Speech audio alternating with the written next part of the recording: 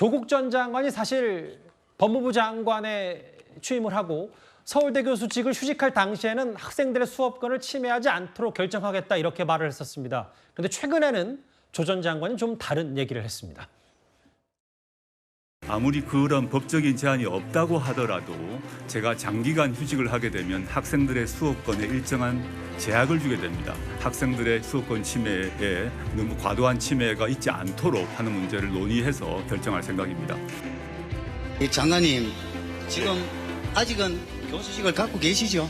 예, 제가 법적으로 기소가 되게 되면 그 직위 해제란 게 됩니다. 그래가지고 이제 사표를 낼 수도 없고 강의도 못하고 뭐 이것도 아니고 저것도 아닌 상태에서 교수직은 유지를 하고 있고 강의는 못하고 월급은 뭐 10%인가 20%인가 잘 모르겠습니다. 이렇게 뭐 형식적으로 나오는 그런 상태를 유지하고 있어가지고 지금 그 상태가 2019년부터 좀 유지되고 있는 상태고 횟수로 한 5년, 만 한 4년 정도 그런 상태에 있는 상황입니다.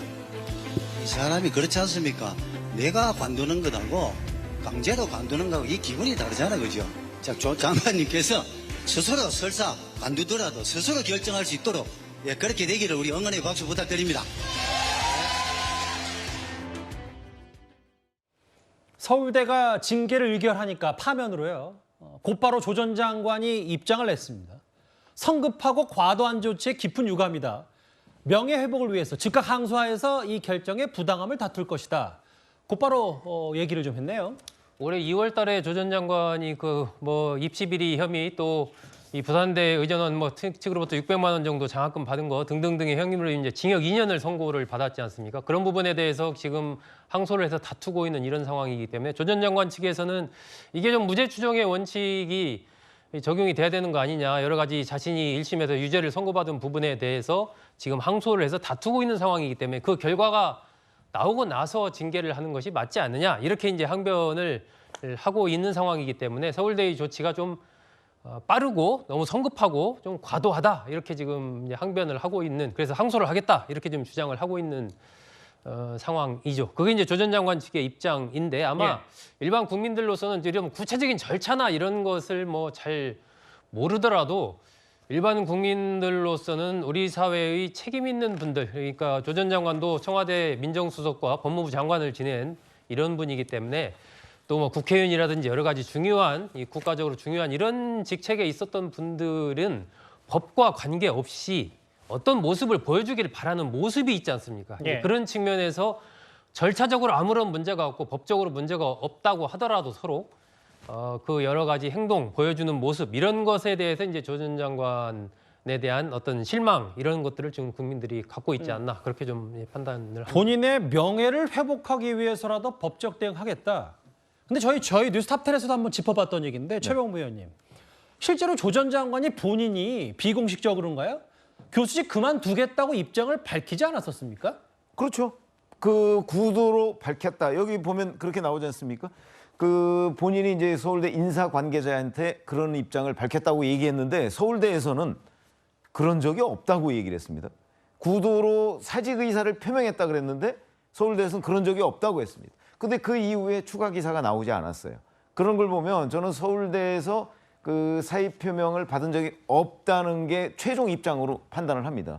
그러면은 결국 저 두 가지를 다 종합해서 보면 저는 조국 전 법무부 장관이 거짓말을 했다 이렇게까지는 생각을 안 하지만 적어도 사의 표명을 한 이후에 내가 교수직을 그만두겠다는 사의 표명이 그냥 구두로만 해서 되는 건 아니잖아요. 실제 사표를 제출을 해야 되는 거죠, 아닌가요? 근데 그 조치가 없었던 것 아닌가, 저는 그렇게 봅니다. 그러니까 말로만 사표를 냈다고 그랬지 실질적으로 사표 제출을 안 하니까 서울대에서는 받은 적이 없다. 말로만 들었지 사표는 안 받았다. 아마 이런 게 아닌가 싶습니다. 그렇게 된다면 적어도 그 사의 표명까지는 모르겠지만 사표를 낸 적은 없다. 그러면 이제 사의 표명을 했다는 말의 진정성, 우리가 의심해 봐야 되는 거죠. 그러니까 본인은 지금 과거에는 사표 쓸 생각이 있었는데 이렇게 강제로 파면을 당하니까 이거는 또 명예가 회복이 안 되면 안 된다. 이건 또 법적인 건 다른 거고 지금 조 전 선생의 생각은 이런 거는 완전히 거네요. 다른 단계죠. 예를 들어서 자기가 사의 표명을 해서 그 사표가 수리됐다고 한다면 아까 얘기한 여러 가지 불이익 있잖아요. 그거 하나도 없습니다. 그렇겠죠. 그렇죠? 의원 면직이 되는 거죠. 그러나 이제 이렇게 징계로 파면 절차를 거쳐서 본인이 파면이 되면 그런 여러 가지 불이익과 더불어 명예도 다 무너지는 거잖아요. 예. 그러니까 이제 이 부분에 대해서는 지금 아마 항소가 아니고 재심 요청일 겁니다. 아하, 그렇겠죠. 교원징계 재심위원회라는 게 있거든요. 그러니까 아마 그런 재심 요청 같은 걸 할 생각이 있는 모양이죠. 최영주 대변인님, 네. 앞서 논평 중에 뭐 국민 눈높이, 뭐 상식 뭐 이런 얘기를 좀 하셔서 일각에서 나오는 얘기가 조 전 장관이 물론 법적 대응은 다 할 수 있는데 과거에 문재인 정부 뭐 초대 민정수석 혹은 과거에 법무부 장관을 지낸 사람이라면 서울대 법대 학생들 혹은 형법학을 준비했던 학생들에게 뭔가 본인도 원치 않았는데 뭐 이렇게 된 건 유감 표명이나 학생들은 좀 안중에 없지 않냐 이런 비판도 있거든요. 어떻게 보세요? 안중에 없겠습니까? 본인 스스로도 오랫동안 교직에 몸을 다봤고 헌법학자로서의 본인의 자존심과 자부심이 있는 분인데 최근에 책도 냈잖아요. 이게 이제 조국 전 장관에 대한 여러 가지 법원의 판단 부분에 있어서 국민의 눈높이에 맞지 않는다. 이런 부분들은 본인이 지금 싸우고 있는 상황이고요. 아까 말씀드렸지만 사직과 파면은 아예 다른 것이죠. 그러니까 본인 스스로 물러날 수 있는 기회는 이미 없어졌던 겁니다. 그러니까 그대로는 물러나고 싶다고 하지만 받아들일 수 없었고 받아들일 수 없는 상황에서 파면 조치가 일어났어요. 그러다 보니까 본인은 조금 이 파면이 좀 과하지 않냐. 보통 이제 이게 말하자면 공무원들도 이 부분에 대해서 소청 심사를 합니다. 예. 그런 식으로 재소청 심사를 통해서 파면은 좀 과하다. 뭐 해임이나 뭐 그 밑으로 뭐 좀 징계의 수위를 낮춰보는 게 훨씬 본인에게는 좀 다퉈볼 만한 여지가 있다. 그 정도 수준의 생각해야 되지. 예. 이 다툰 부분이 학생들의 수호권까지 무시하고 학생들의 안중에도 없다까지 비판하는 것들은 예. 조금 정말 조국 전 장관을 미워하는 사람들은 예. 그렇게 비판할 수 있다고 봅니다. 알겠습니다. 서울대 교수로는 꽤 오래 재직을 했던 조 전 장관인데 결국 오늘 뭐 여러 문재인 정부의 고위직을 거친 다음에 여러 우여곡절이 있었고 서울대 교수직에서 파면이 됐습니다. 사실 아버지 조국 전 장관뿐 아니고요. 딸 조민 씨도 지금 부산대 의전원 입학 취소에 불복해서 즉시 항소장을 내기도 했었습니다. 법정 들어가서 제가 아는 대로 진술하고 성실히 임하도록 하겠습니다. 감사합니다. 조 전 장관 일과를 저희가 한 화면에 모아봤는데 어머니 정경심 전 교수는 지금 수감 중이고 딸도 지금 의전원 재판에서 입학 취소 재판에서 졌지만 항소장을 냈고 이제 본인 자녀 입시비리 혐의 이거 1심 유죄 나온 것 항소심 말고도 또 서울대 교수직 파면에 대한 항소도 진행 중이고요. 일단 계속해서 이제 법적 다툼을 좀 이어가겠다는 조 전 장관 일가네요.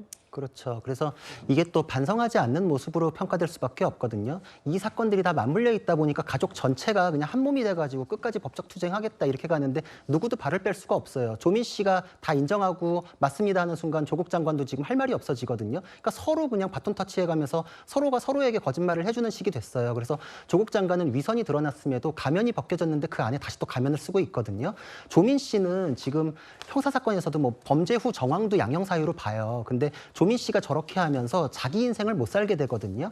정경심 씨에 대한 형사사건에서도 재판부가 진실 발견을 위해 노력하는 증인에 대해서 공격을 하는 등 굉장히 2차 가해까지 했다라는 걸 안 좋은 양형으로까지 거론했을 정도였어요. 근데 조국 장관은 지금 형사사건도 거론되고 있잖아요. 예. 지금 진행 중인 데 대해서도 자신의 양형도 챙겨야 할 뿐만 아니라 자녀에 대해서도 새로운 인생 살게끔 하기 위해서는 법적 조치는 이제 멈추셔야 될 때가 되지 않았나. 그리고 특히나 제 판단으로는 지금 이 이후에 진행은 사실 가능성이 없어요. 근데 조민 씨에는 지금도 의사 자격을 유지하고 있잖아요. 예. 근데 그걸 유지시키기 위해 가지고 부산대 의전원에 조민 씨 때문에 떨어진 사람은 없다라는 약간 상식적으로 납득하기 어려운 얘기까지 조국 장관이 지금 계속 하고 계시거든요.